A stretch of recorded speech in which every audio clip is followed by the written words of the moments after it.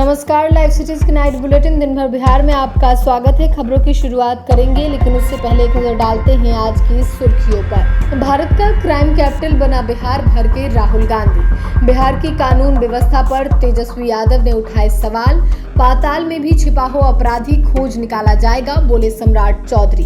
लालू यादव के घर पहुंचा ताजिया का जुलूस, पूजा करती दिखी राबड़ी।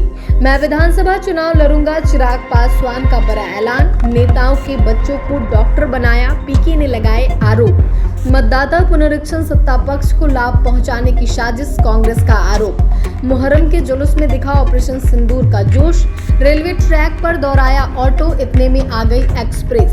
बिहार के 26 जिलों में आंधी तूफान के साथ होगी भयंकर बारिश। अब खबरें विस्तार से। बिहार के नामचीन व्यापारी और उद्योगपति गोपाल खेमका की शुक्रवार देर रात पटना में सनसनीखेज हत्या कर दी गई। इस घटना के बाद इलाके में हड़कंप मच गया। नेता प्रतिपक्ष तेजस्वी यादव लगातार नीतीश सरकार पर हमलावर है। इसी कड़ी में अब कांग्रेस नेता और लोकसभा के नेता प्रतिपक्ष राहुल गांधी ने भी बिहार सरकार पर बड़ा हमला बोलते हुए कहा कि भाजपा और नीतीश कुमार ने बिहार को भारत का क्राइम कैपिटल बना दिया है। राहुल गांधी ने इस मामले में सोशल मीडिया पर ट्वीट कर कहा कि पटना में व्यवसायी गोपाल खेमका की सरेआम गोली मारकर हत्या ने एक बार फिर से साबित कर दिया है कि भाजपा और नीतीश कुमार ने मिलकर बिहार को भारत का क्राइम कैपिटल बना दिया है। आज बिहार लूट, गोली और हत्या के साए में जी रहा है। अपराध यहाँ नया नॉर्मल बन चुका है और सरकार पूरी तरह नाकाम।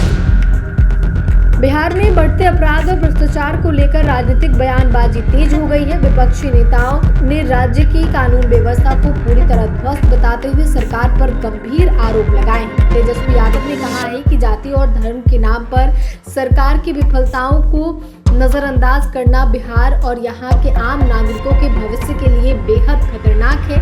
उन्होंने कहा है कि एनडीए सरकार के मौजूदा कार्यकाल में अब तक करीब 65,000 हत्या के मामले सामने आ चुके हैं, फिर भी इसे मंगल राज कहा जा रहा है। उन्होंने मुख्यमंत्री नीतीश कुमार की चुप्पी पर भी सवाल उठाया और कहा कि राज्य के संवेदनशील मामलों पर मुख्यमंत्री का मौन रहना उनकी संवेदनहीनता दर्शाता है।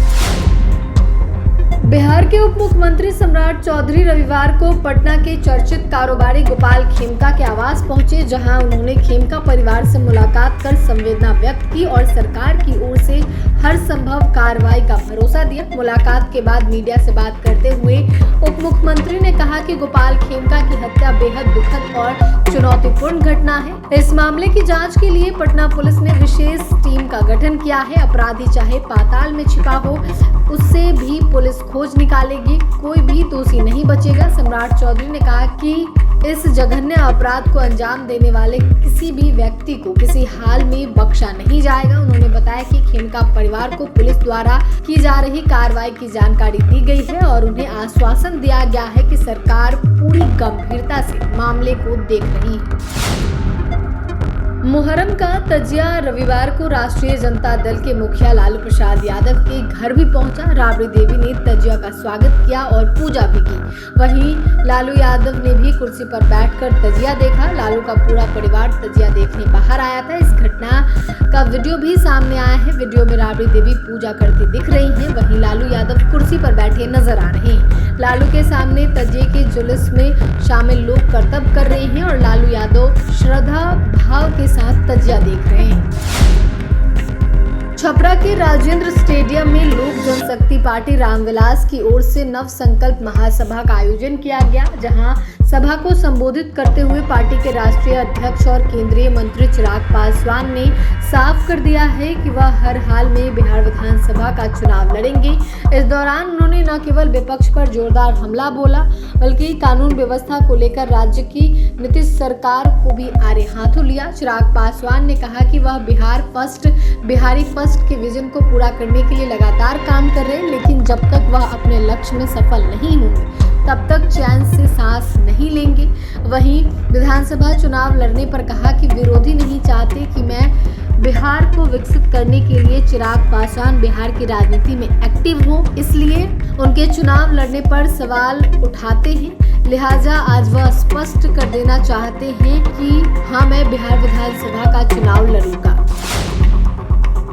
जनसुराज पार्टी के नेता प्रशांत किशोर ने एक बार फिर बिहार बीजेपी अध्यक्ष दिलीप जायसवाल पर गंभीर आरोप लगाए हैं। प्रशांत किशोर ने कहा है कि दिलीप जायसवाल ने गलत तरीके से माता गुजरी देवी मेडिकल कॉलेज पर कब्जा किया है और फिर उसके डायरेक्टर बन गए। प्रशांत किशोर ने कहा कि इतना ही नहीं, 50 से ज्यादा नेताओं के बच्चे बिना परीक्षा दिए इसी मेडिकल कॉलेज से डॉक्टर बने हैं। इसी वजह से लालू यादव की पार्टी राजद पर भी सवाल उठ रहा है। उन्होंने आरोप लगाया है कि जायसवाल ने कॉलेज में गलत तरीके से कई लोगों को दाखिला दिलाया, इनमें लालू प्रसाद के रिश्तेदार भी शामिल हैं। उन्होंने कहा कि आरजेडी नेता राबड़ी देवी दिलीप जायसवाल को अपना मुंह बोला भाई मानती हैं, इसी के चलते राजद भी उन पर सवाल नहीं उठाता।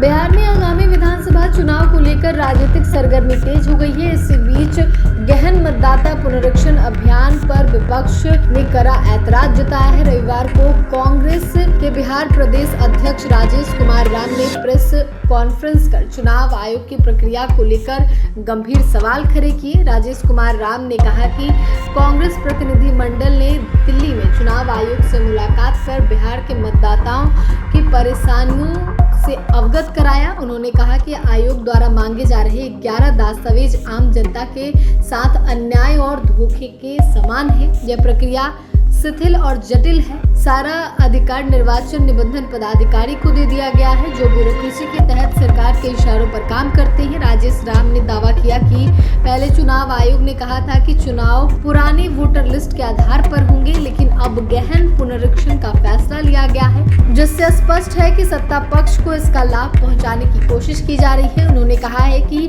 आयोग पर सरकार का दबाव है, तभी इतने कम समय में सिर्फ 25 दिनों में ही यह पूरी प्रक्रिया शुरू कर दी गई है।